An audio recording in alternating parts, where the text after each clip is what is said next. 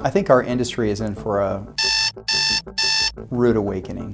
Back in 1982, the government moved the acute setting away from a cost-based reimbursement model to the present DRG system, which is essentially an episodic payment. This is something that's long overdue for the post-acute setting. The challenge we're all going to have is, I don't believe many of us understand our cost on a diagnosis-by-diagnosis basis. And unless you set up the infrastructure to begin to track this information, you could be in a situation where you're unable to negotiate with payers or even the government in terms of reimbursement change. The title of my presentation is Surviving Reimbursement Changes by Managing Outcomes and Cost Analytics. Wow, nail biter.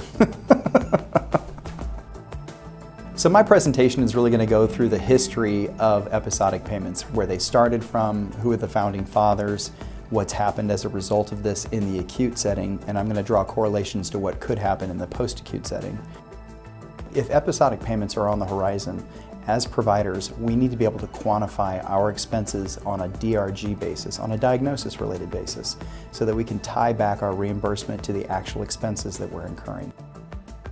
If you don't pay attention to this, you may be in a situation where you're not receiving enough reimbursement to cover your operating expenses on a diagnosis basis. That would be bad. So if you have more questions about managing your own outcomes and looking at your costs, be sure to stop by the booth. We have specific examples of how you can aggregate live data to track your actual results for readmissions, functional improvement, and even length of stay.